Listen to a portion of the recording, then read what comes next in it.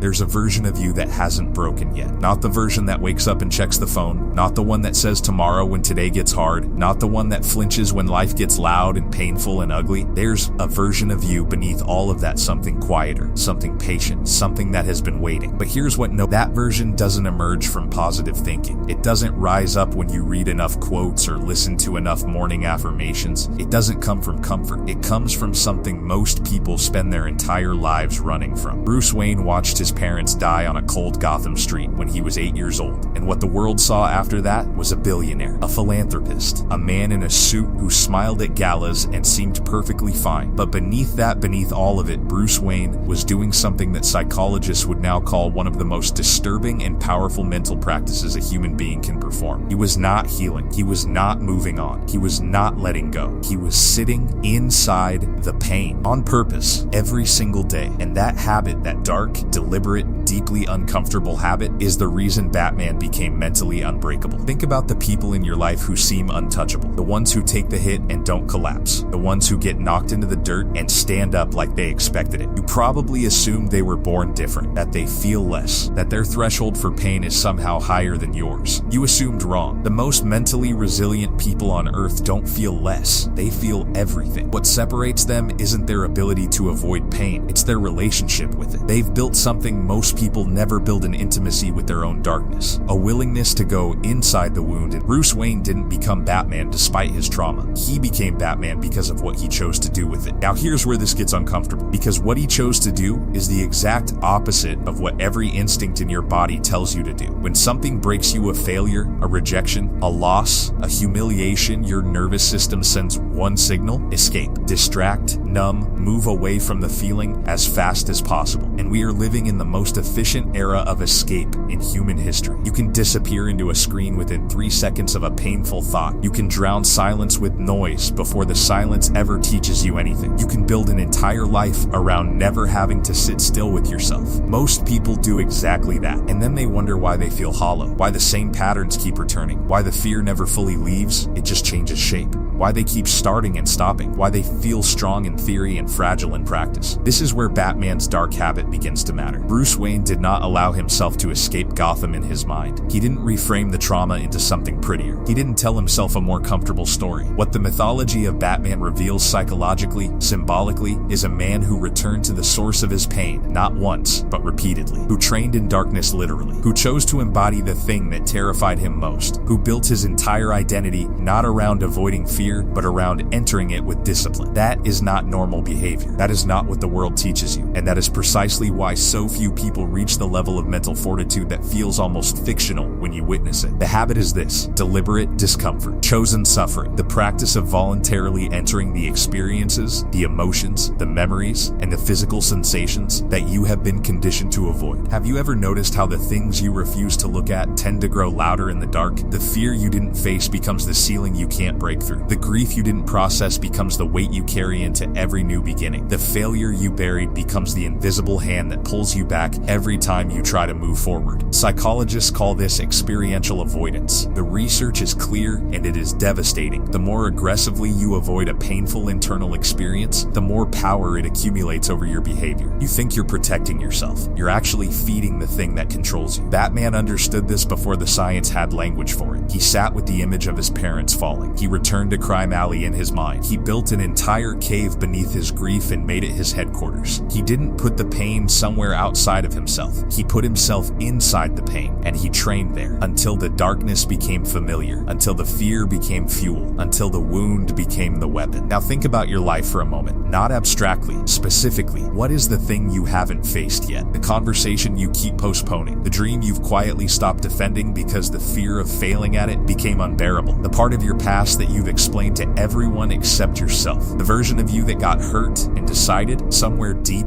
and wordless that it was safer not to try again. What are you protecting yourself from? Because here's the truth that this video exists to tell you: you cannot build mental strength by avoiding the thing that weakens you. You build it by going back, by sitting in the discomfort long enough to discover that it doesn't kill you, by staying in the room with your own fear until your nervous system learns that fear is information, not a verdict. This is what modern psychology is finally. Exposure therapy, accepted in clinical science, works on exactly this principle. Cognitive diffusion religion and behavioral frameworks works on exactly this principle. The ancient Stoics Marcus Aurelius, Seneca, Epictetus built entire philosophies on exactly this principle. The warrior traditions of nearly every culture on earth built their mental conditioning on exactly this principle: voluntary confrontation with what is difficult. But let's be specific about what this actually looks like in practice, because it's easy to hear "face your fear" and nod and go back to the same comfortable patterns. The dark habit is not motivational, it is structural. Bruce Wayne didn't occasionally feel inspired to be brave. He trained the same drills in the same darkness until the response became automatic.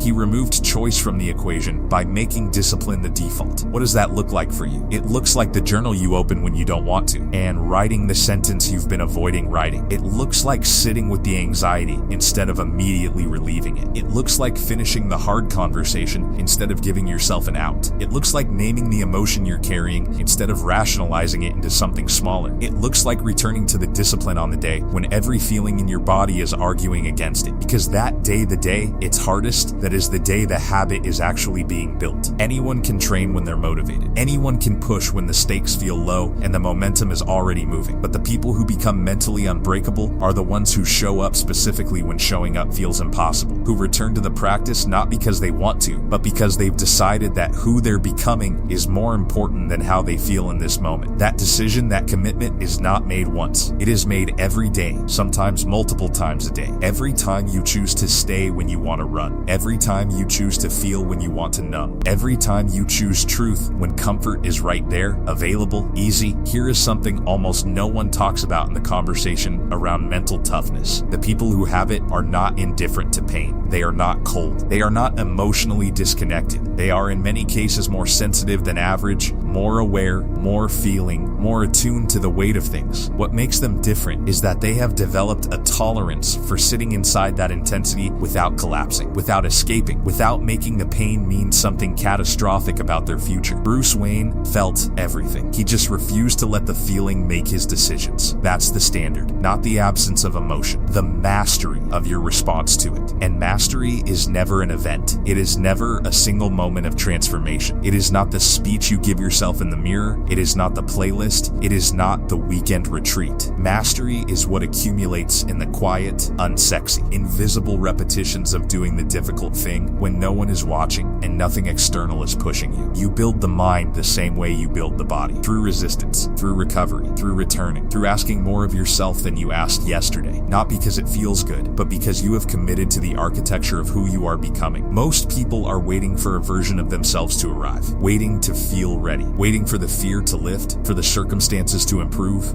for the moment when the path forward becomes obvious and painless. They are waiting for Batman without the cave, the symbol without the suffering, the strength without the darkness that forged it. That version never comes. What comes instead is the person you build, one deliberate choice at a time, inside the exact life you have right now, with the exact pain you've been carrying. The cave was never the obstacle. The cave was always the origin. Bruce Wayne didn't escape his fear. He descended into it so completely that he became something the fear could no longer reach. And somewhere in that descent, in that radical, relentless willingness to sit inside the darkness, the boy who had lost everything became the man that Gotham could not break. You will not become Batman, but you can become unbreakable in the ways that matter most to your own story. You can become the person who faces the thing, who stays in the room, who builds the habit when it costs something, who chooses again and again to go toward what is difficult rather than away from it. That is where mental strength lives, not in the victory, in the return. Before you close this video, I want you to do something, not later, right now, in this moment. Think of the one thing you have been circling without entering, the wound still open, the fear still running the back of your the habit you know is building you, but you keep stepping away from when the day gets hard. Write it in the comments, not for anyone else, for yourself, because the moment you put it in words, it loses some of its power. And when you scroll down and see what others have written, you will realize something important. The darkness you've been carrying alone is the same darkness that everyone around you is trying to outrun. You are not broken, you are unfinished. And the difference between those two things is the choice you make